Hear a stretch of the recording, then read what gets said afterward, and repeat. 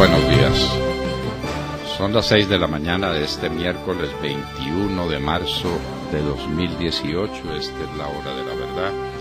Y estos son temas y asuntos que trataremos en la grata compañía de ustedes durante las próximas horas. Este gobierno débil, acabado, corrupto, se le entregó definitivamente a la mafia. Los dos proyectos que presentó ayer son los proyectos de una rendición ante la mafia.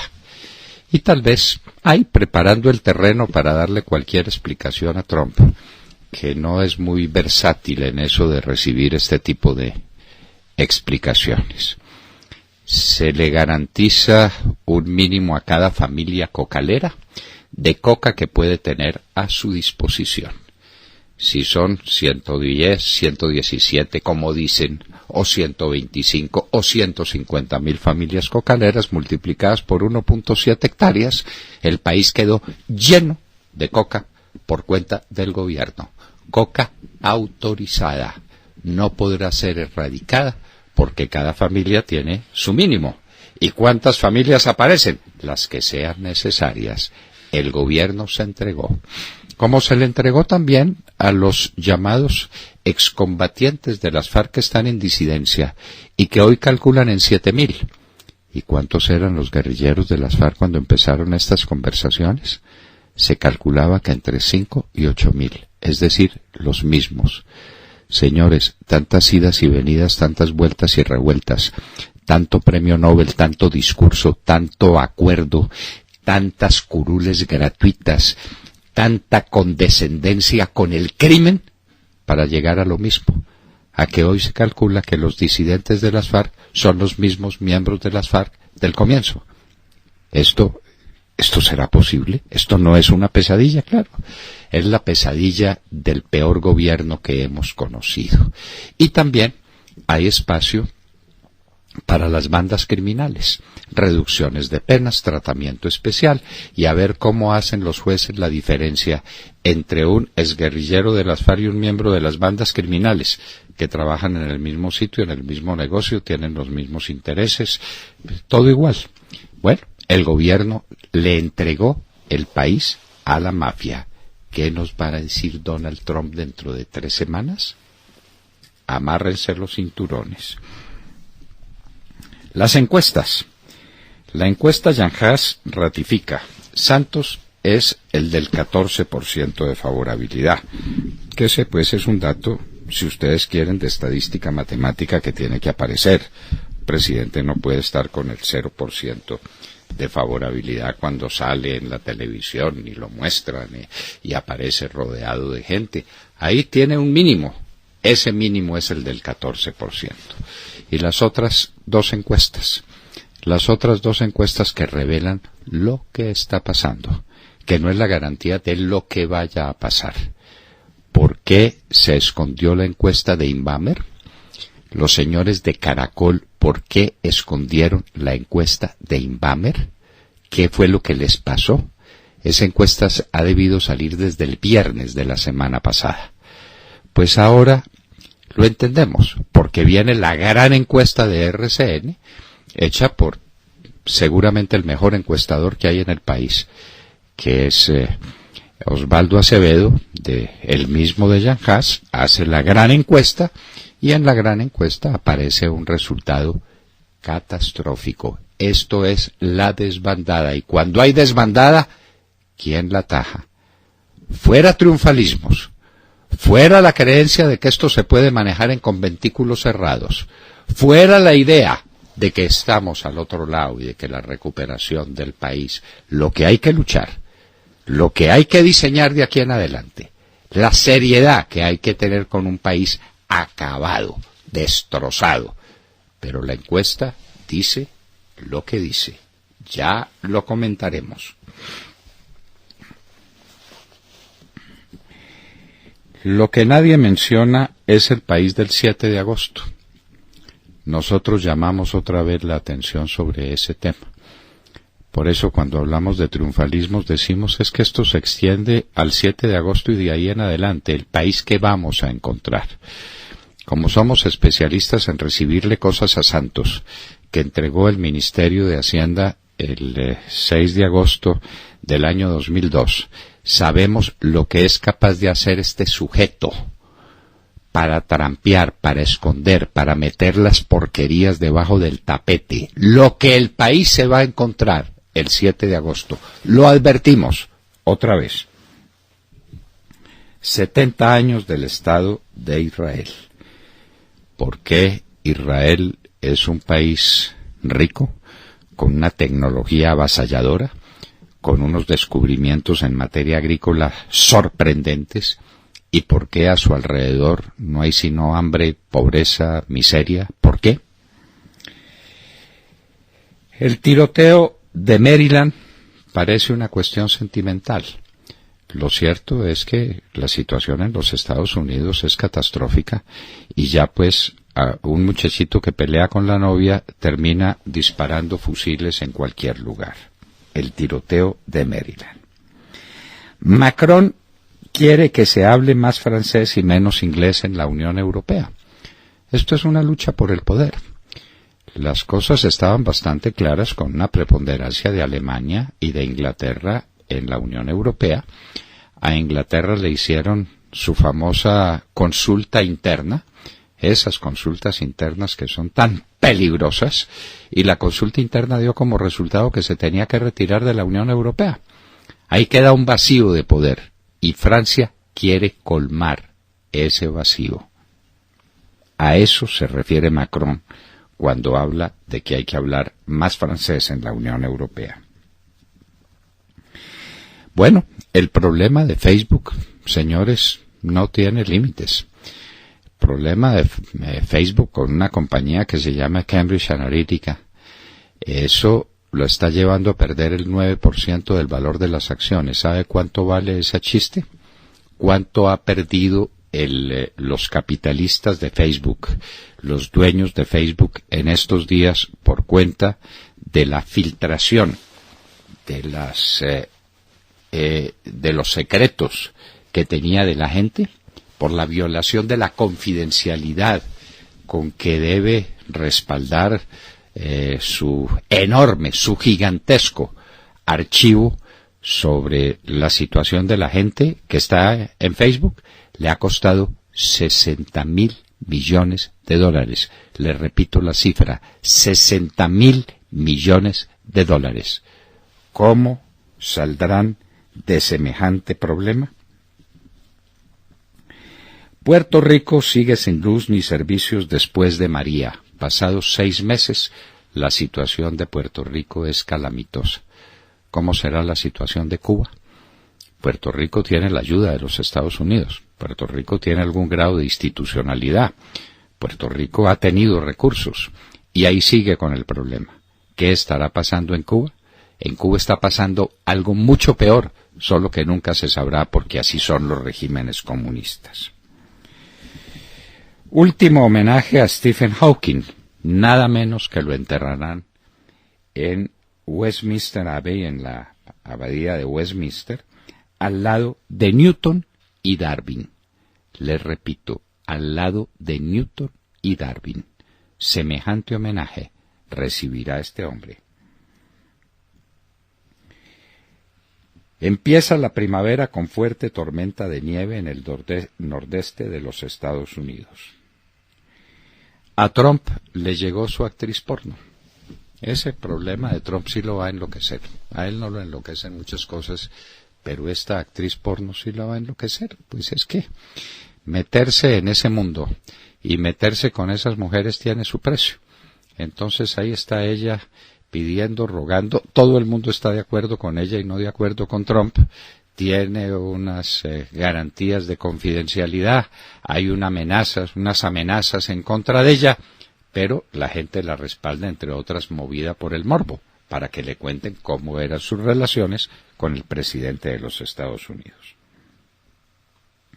Gustavo Malo, el miembro de la Corte Suprema de Justicia, tampoco se presentó ante la Corte. Lo estaban esperando, ya le habían dicho que no le daban más permisos, que estaba bien, y ahora, ¿qué se sigue? ¿Qué va a pasar con Gustavo Malo? Los miembros de la Corte saben que si lo aprietan mucho, Gustavo Malo habla. Desde luego que está condenado. Gustavo Malo no puede seguir en la Corte Suprema de Justicia. Pero nos preguntamos, si habla Malo, ¿qué pasa? ¿Cómo le irá al espectador cobrando por lo que cualquiera ve gratis? El espectador resolvió cobrar sus contenidos digitales y entonces le puso un precio, y me parece que la gente está dejando de ver el espectador digital porque no quiere pagar el sueldo de Bejarano y de esta otra señora, de estos columnistas mamertos que tiene el espectador y antiuribistas por encima de todo. Cobrando por eso es posible que al espectador le vaya muy mal. Desde luego que al Grupo Santo Domingo eso es como quitarle un pelo a un gato, no les importa. Pero de todas maneras, cuando se hable de penetración digital del espectador, se verá el resultado.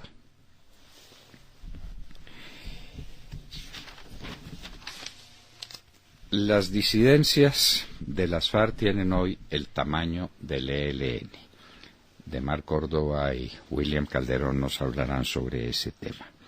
Iván Duque renuncia al Senado para recorrer el país. Tenemos entendido que ayer pronunció un buen discurso ante el Senado. Cuidado con los triunfalismos. Cuidado con creer que esto se acabó. Cuidado con creer que la noche llegó atrás.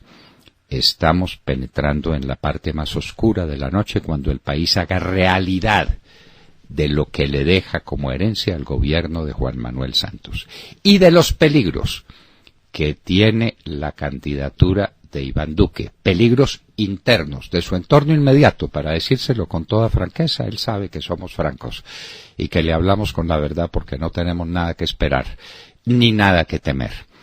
Pero nos preocupa mucho su entorno inmediato, nos preocupa mucho un sistema, una actitud triunfalista, pero vino la desbandada. Ya hablaremos del tema. Venden droga en 405 lugares de Bogotá. ¿Cómo les parece? Bogotá está tomada por el microtráfico. 405 expendios de droga hay en Bogotá. Ese es el resultado de la llamada política antidrogas de Juan Manuel Santos, que no ha sido otra cosa que el estímulo a la cocaína y a la marihuana. Ya les decíamos, pues, que las acciones de Facebook cayeron el 9%, con una pérdida de $60.000 millones para los tenedores propietarios de esas acciones. Y en Hoy en la Historia, marzo 21 de 1918, Alemania lanza, después de el pacto de Brest-Litovsk con la Rusia que se entregó, con Lenin, lanza toda su fuerza sobre Occidente para ganar la guerra. Es la jugada final, la jugada definitiva de Alemania para apoderarse de Europa. Eso comenzó un 21 de marzo como hoy, en el año de 1918. De todo esto y de mucho más hablaremos con ustedes en las próximas horas, en la Hora de la Verdad. Los invitamos a que nos sintonicen en Colombia o cualquier parte del mundo a través de sus dispositivos móviles, a través de las plataformas Wunder Radio y TuneIn Radio, escribiendo La Hora de la Verdad. Ahí ustedes tienen audio de alta calidad. También lo pueden hacer sintonizándonos a través de los diales 710 AM en Medellín, 1200 AM en Cali y 970 AM en Bogotá, de Radio Red de RCN. En Twitter nos encuentran como @Hora de la Verdad y en Facebook como La Hora de la Verdad con Fernando Londoño Hoyos. Bueno, pues muy buenos días a todos. Les cuento que salió la gran encuesta, me refiero a la de Anjas, que mide la intención de voto para las elecciones presidenciales. Y hay varias sorpresas y detallitos a tener en cuenta. En primer lugar, la intención de voto la encabeza el candidato del Centro Democrático, Iván Duque, seguido por el candidato de la izquierda, un ex integrante del M-19, Gustavo Petro. Iván Duque aparece con una intención de voto del 40%. Es un aumento impresionante, pues si lo comparamos con la anterior encuesta de enero del 2018, donde marcaba un 6%, es decir, ha pasado del 6 al 40% en intención de voto. Gustavo Petro, sin embargo, no subió tanto desde la medición de enero, donde marcaba el 13% y ahora aparece con el 24%. Baja el voto en blanco de los colombianos. Venía del 30% y ahora el voto en blanco aparece en un 13%. Sergio Fajardo tiene un 9%, venía del 14%, bajó en intención de voto.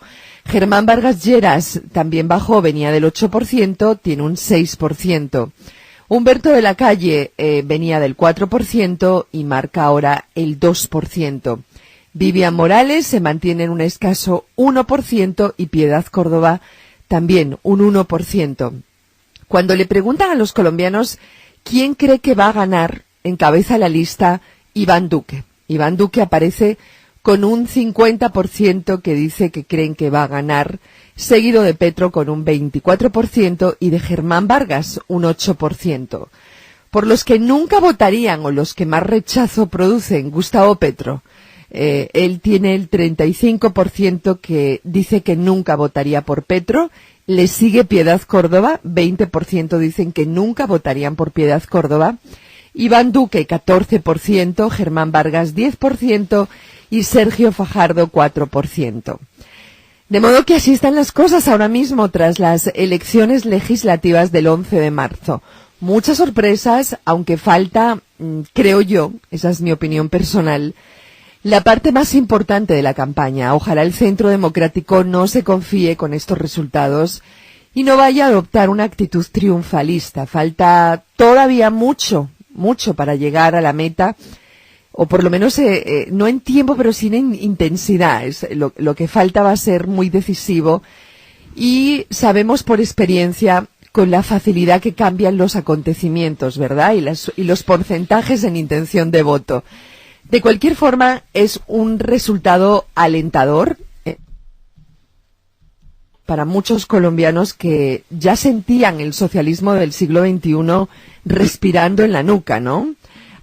Y bueno, y usted se preguntaba, doctor Londoño, por la encuesta de Inbamer. Yo también me pregunto, ¿qué pasó con esa encuesta? ¿Dónde está? ¿Dónde está? ¿Qué se fizo? Sí. ¿Qué se fizo? Los infantes de Carrión que se ficieron, ¿qué fue de tanta afición? Sí. ¿Cómo trujeron? Bueno, ¿qué se fizo? Curioso, ¿no? La anunciaron para la semana pasada, la anunciaron para el domingo, se perdió la encuesta de Inbamer. ¿Eso es hacer periodismo serio? Nos preguntamos. ¿Eso es lealtad con las personas que siguen un periódico o que siguen una empresa radial, una emisión radial o la televisión? ¿Por qué esconden las cosas? ¿Eso es lealtad con el oyente, con el televidente? ¿Eso es lealtad con el país? En todo caso, se perdió la encuesta de Inbamer. ¿Por qué? Tenía resultados parecidos a esto. Y no lo querían mostrar. Pero eso, a ver. ¿Con qué cartas se trabaja aquí? ¿Con qué cartas se trabaja? ¿Con qué decencia? ¿Con qué sentido del decoro se obra en el periodismo colombiano? En todo caso, la gran encuesta, que esta no es de Jan Haas, es la gran encuesta de RCN, Montserrat. La de Jan Haas es la encuesta semanal donde Santos sigue apareciendo con su eterno 14%. Él se quedó en el 14% de favorabilidad. Mientras la manera como los colombianos ven a Colombia es de una manera sombría. Esa es la encuesta Jan Haas. Otra es la gran encuesta de RCN, de sus cadenas afiliadas, con los resultados sorprendentes para muchos que estamos viendo. Iván Duque no ha crecido sino casi 7 veces. Petro casi se ha doblado. Me parece que las cartas están echadas. Este es un enfrentamiento entre la derecha y la izquierda. Así pues a muchos. Así es. Sí. Muchos les moleste porque Petro dice que tampoco es de izquierda ni tampoco es de derecha. Pero cómo no. Aquí Sí, por eso desaparecieron, Sí. desaparecieron una noción política que no tienen cómo desaparecer. Pues uno está a un lado o está al otro, y entonces yo desaparezco los lados. Esto es un río, pero un río que no tiene riberas. Se amaña donde no está. Bueno, de manera pues que la situación es esa, y la gran encuesta de RCN trae esos resultados que, ojo, no pueden dar lugar a triunfalismos, ni a que alguien se apropie de unos resultados que son el producto de una situación política que, entre otras, ha comandado Álvaro Uribe Vélez. Que eso es, en últimas, eso es lo cierto, por mucho que les moleste a muchos. William Calderón.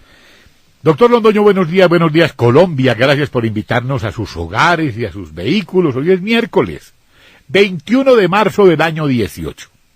Faltan 138 días para que termine el más corrupto gobierno en la historia política de Colombia. Son las 6:26 de la mañana.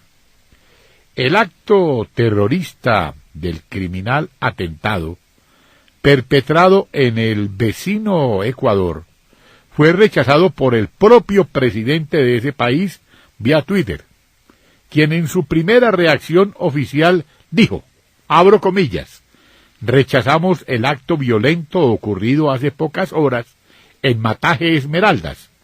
Nuestra solidaridad con las familias de los 3 miembros de las Fuerzas Armadas que perdieron la vida defendiendo la paz y la patria, expresó Lenín Moreno. El suceso terrorista se registró en la mañana de ayer, cuando una patrulla realizaba tareas de vigilancia en el área fronteriza en el sector Mataje, provincia Esmeralda, cuando se vio sorprendida por la detonación de un artefacto explosivo al paso del vehículo militar en el que viajaban los uniformados. Este ataque se produce después de este domingo, cuando 2 miembros de las fuerzas militares ecuatorianas resultaron heridos en otro ataque en esa misma zona.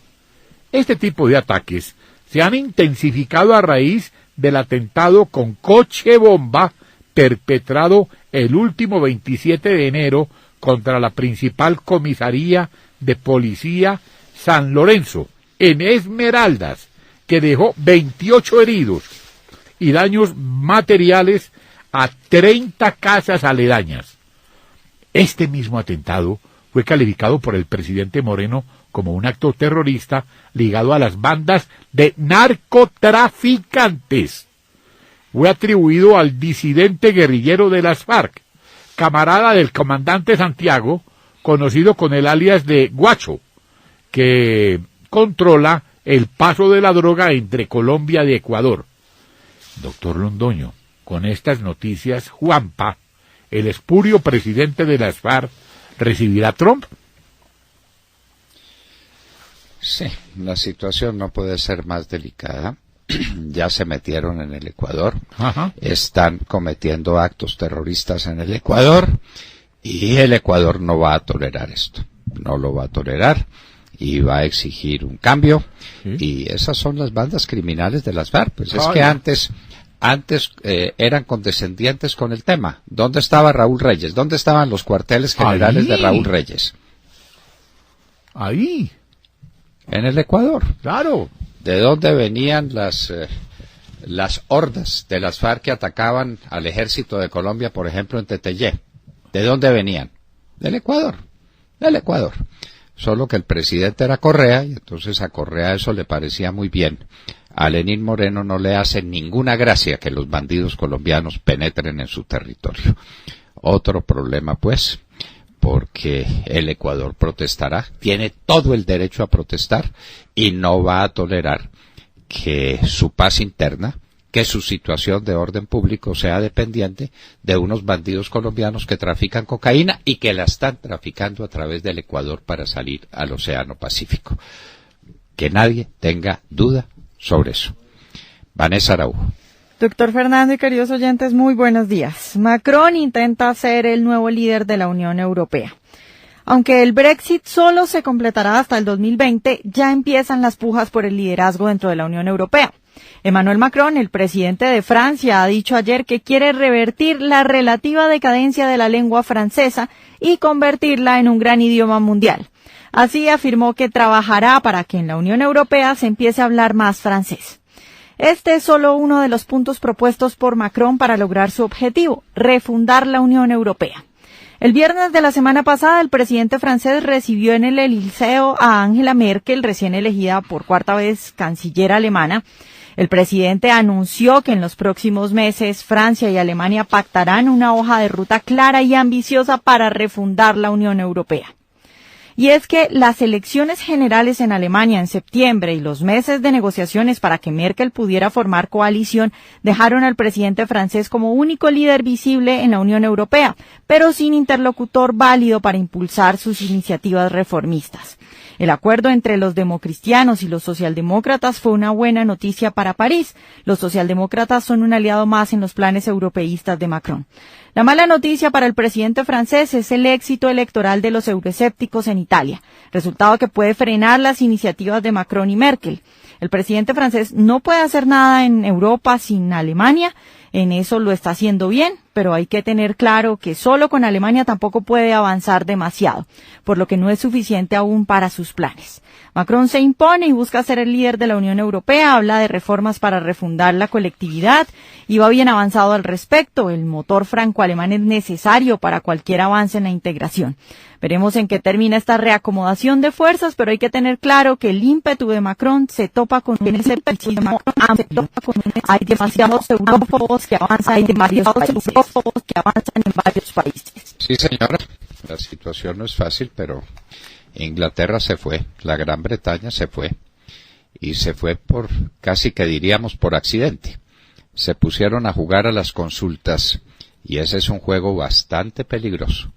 Recuerda que eso le costó la carrera al primer ministro británico conservador.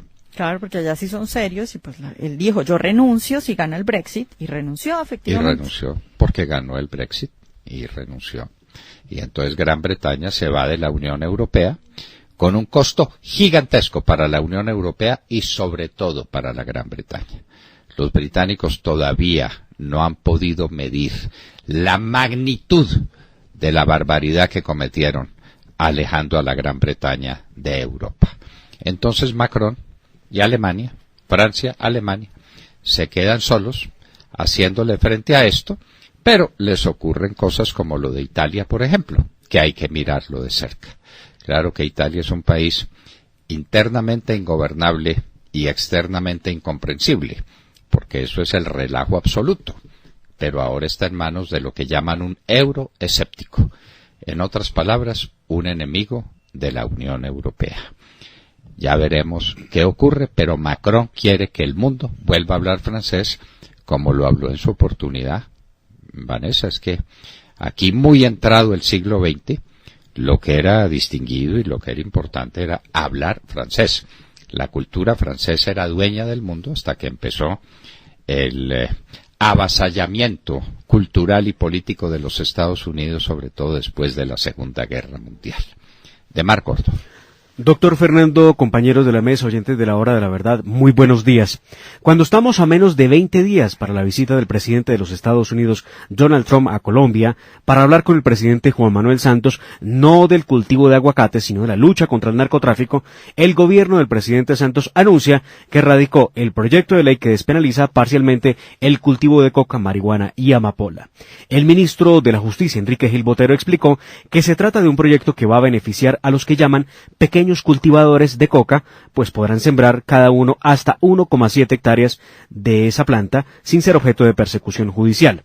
De acuerdo con algunas cifras entregadas por el gobierno, hay cuando menos 115.000 familias cocaleras en el país que con esta ley podrán producir 195.500 hectáreas de coca.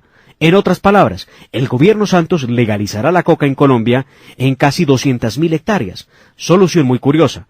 Como no pudo erradicar los cultivos ilícitos, encontró la manera de salir del problema despenalizando la siembra de coca. El otro proyecto radicado, que también es en beneficio no de los colombianos, sino del AMPA, representado en los narcotraficantes y delincuentes, es el de sometimiento de bandas criminales. Que si ustedes ven bien, es otra oportunidad para darle garantías judiciales a los criminales que al someterse a esta ley tendrán una rebaja en la pena hasta del 50% en la medida en que colaboren entregando verdad, reparación y no repetición. Esto beneficiará a la guerrilla de las FARC, pues lo novedoso de esta nueva ley de sometimiento es que las FARC también podrá ser parte de esta ley y también con las bandas criminales, que termina sirviendo para darle rebajas y penas y un tratamiento diferenciado penal a los llamados disidentes de las FARC, quienes no se acogieron en un principio y no pasaron a la JEP, pero que podrán pasar a esta ley que les dará hasta un 50% de rebaja en las penas. Empezó la recta final, doctor Fernando, del trabajo legislativo en el Congreso de la República, con 2 proyectos del gobierno Santos para seguir ayudando al narcotráfico y al terrorismo. Así están las cosas. ¿Habrá acaso alguna duda de para quién está trabajando el gobierno del presidente Santos o para quién ha trabajado todos estos años? Cuando uno ve estas cosas, recuerda aquel consejo a la mujer que está ante lo inevitable. Si no puedes impedir la violación, relájate y disfrútala. Santos ha resuelto relajarse y disfrutar la mafia. Y entonces cada familia agricultora puede tener 1.7 hectáreas. ¿Cuántas serán esas familias? Usted habla de 113 que están 113.000, pero pues serán 200.000 o 300.000 las que se necesiten de mar para que toda la coca en Colombia quede autorizada. Santos acaba de autorizar el triunfo de la mafia en Colombia. País cocalero por Ministerio de la Ley. Ese es el resultado de tener como ministro de Justicia a un contratista como el señor Gil Botero, que salió del Consejo de Estado directamente a contratar con la Fiscalía General de la Nación y después ha venido al ministerio para volver a contratar al señor Montealegre, fiscal general de la Nación. Yo te contrato, tú me contratas, nosotros nos contratamos. Cuando uno tiene personajes así, y cuando uno es un inepto como Juan Manuel Santos, pues no se da cuenta de lo que pasó. Simplemente autorizaron la cocaína en Colombia. Eso no le va a hacer gracias a los Estados Unidos. Cuando Trump llegue aquí y diga, bueno, ¿cómo es esto de que está autorizada la coca? No, pero solo por 1.7 hectáreas por familia. ¿Y cuántas familias son? Esas sí no sabemos. Pueden ser 120.000 o 150.000 o 300.000, las que sean menester. Cada persona que viva por allá será una familia cocalera. Y entonces, se le rebajan las penas a los de las bandas criminales y a los de las FARC. Y se impedirá por ese camino la extradición a los Estados Unidos. Lo voy a extraditar. Yo soy de las FARC. No, que usted es de una Bacrim. No, señor. Yo soy disidente de las FARC. A mí no me extradita. De manera que seguro contra la extradición. Autorización para tener las hectáreas de coca. Rebajas a las penas. Si puedes, si no puedes evitar la violación, relájate y disfrútala. Es lo que hace el gobierno de Santos. Entregarse definitivamente a la droga. Y el combustible que alimenta todas las guerras, que es el principio de todo el desastre en Colombia, se llama cocaína. De manera que ténganlo presente, estamos en manos de la cocaína, en manos de la mafia, ahora por Ministerio de la Ley. Gracias, doctor Gil Botero. Qué contribución la suya al porvenir de Colombia. Tata Castro. Buenos días a todos. El español Alejandro Valverde del equipo Movistar fue el ganador ayer de la segunda etapa de la Vuelta a Cataluña en una jornada de 175 kilómetros entre las poblaciones de Mataró y Valls. Con el triunfo, Valverde tomó el liderato de la clasificación general, que lo tenía el colombiano Álvaro Jodeg, quien se dio terreno ayer en la subida al premio de segunda categoría, faltando 10 kilómetros para la meta. El mejor de nuestros escarabajos ayer fue Egan Bernal, en la cuarta posición, y Nairo Quintana en el lote con el mismo tiempo. Ahora Nairo ocupa el cuarto lugar de la general, a 11 segundos del líder Valverde. La etapa de hoy, que tenía 3 premios de primera categoría y final en alto de categoría especial, tuvo que ser modificada por mal clima y los posibles derrumbes. En total, recortaron 40 kilómetros. Ya no recorrerán 192 como estaba planeado, sino 153, y solo tendrá un premio de primera categoría en el kilómetro 100 y otro de segunda, que no estaba en los planes, 13 kilómetros antes de la meta, y además no terminará en el puerto especial que estaba previsto. No es una buena noticia, doctor Londoño, para los escaladores. Se acabó la Vuelta a Cataluña. Sí. Motivo mal tiempo se acabó. Sí, pues la etapa de hoy era una etapa ideal para escaladores. Sí. Esperemos que la de mañana, el premio, porque mañana también termina en premio especial en alto. Esperemos que el de mañana no lo cancelen. Hoy recortaron todo lo que les estoy contando. Mejor dicho, acabaron con la etapa de hoy, que vuelve a ser una etapa para pasistas y para embaladores, y pues nos vamos a quedar sin saber cuáles son las capacidades reales de Nairo Quintana y de sus competidores. Sí, claro, desde luego.